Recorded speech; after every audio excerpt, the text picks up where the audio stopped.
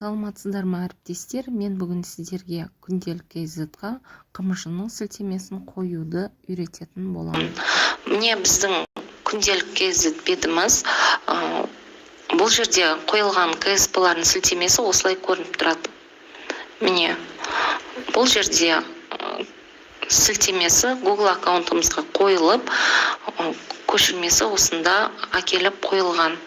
Мысалы бізге мынау сілтеме керек емес болса, удалить етіп, жаңадан сілтемені әкеліп осылай қоя береміз. Енді бұл сілтемені біз қайдан аламыз?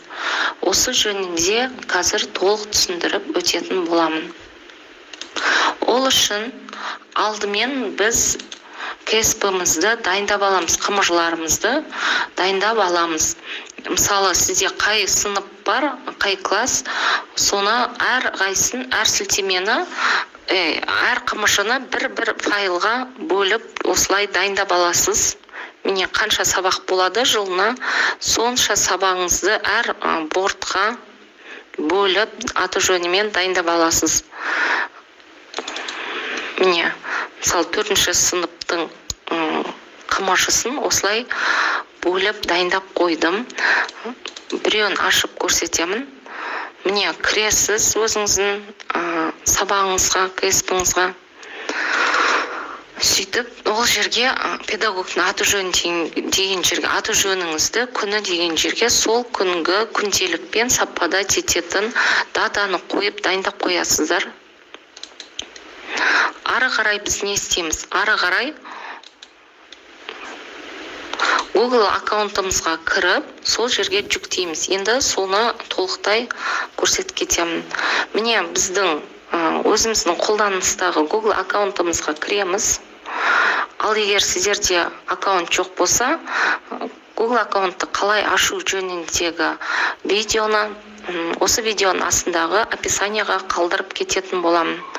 Сілтемесін описаниядан кіріп көріп, аккаунт ашып алсаңыздар болады. Міне өзіміздің қолданыстағы аккаунтымыз, Google аккаунтымызға кірдік. Перейти в настройки Google аккаунт дегенді басамыз. Сол кезде бізге осындай бет ашылады. Міне мынау жоғары жағында көп нүктелі осындай батырма бар. Осы батырманы басып, Google дискіға, мына дискі дегенді басамыз. Енді ары қарай создать, жоғарғы сол жағында создать деген батырма бар, кнопканы. Осы батырманы басып, создать папку деп папка ашып аламыз.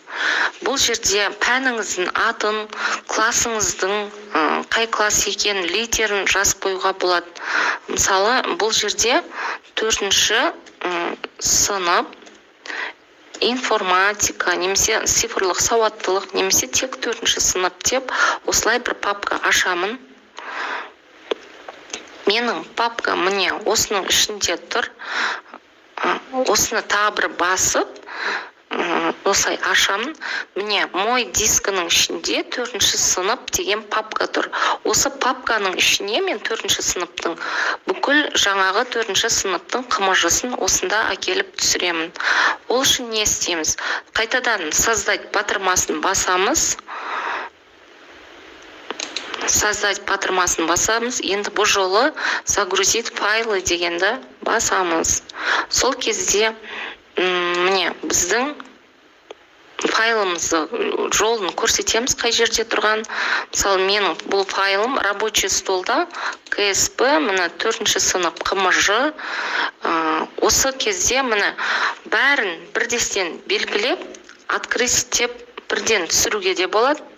Менікі бұл жерде барлығы әлі түгел дайын емес, сол үшін міне дайын болған біреуін ғана көрсетемін. Міне осы біреуді түсірдім. Бірінші сабағымның қымыжысы келіп түсті. Енді біз бұның сілтемесін қалай аламыз? Ол үшін мынау шетінде үш нүкте тұр. Осы нүктені басып, получить ссылку деген батырманы басамыз. Бұл жерде міне доступ ограничен деп тұр. Осыны біз все, у кого есть ссылка деген батырманы басып ашып қою керек. Себебі біз тексерген кезде бұл осылай тұрмаса жаңағы КСП-ңыз көрінбей қалады. Одан соң копировать ссылку деген батырманы басып, одан готово дегенді бассақ өшеді. Енді біз жаңағы бірінші қымыжымның сілтемесін копировать етіп алдым. Енді оны күнделік кезетке әкеліп қою керекпін. Бұл жерден журналдан өзіңіздің классыңызды тауып аласыз. Міне, өзім классыма жаңағы сілтемені қоятын классыма келіп кіремін. Бұл менің сілтемем 1-90-ның 1-ші сабағы. Міне, 1-ші сабақ айнымалылар. Осы айнымалының КСП-сін әкеп қоя жатырмын. Түсті, енді Enter'ді бір басып енгіземіз. Қымыжы енген жаңағы бет осылай шығып тұрады батырма. Міне, мына жерде сілтеме жоқ, ол жоқ сілтемелер осылай тұрады. А сілтемесін қойған жаңағы батырмамыз осылай тұрады. Ал біз дұрыс қоймай қойсақ, удалить ссылку деген қызыл нені корзина сияқты осыны басып өшіріп тастаймыз. Ал қайтадан қоятын болса, міне ставить деп Enter'ді бір бассақ келіп түседі. Сіздерге видео ұнаса, лайк басып, комментарий жазып, арнама, каналыма тіркеліп кетулеріңізді сұранамын. Назарларыңызға рахмет.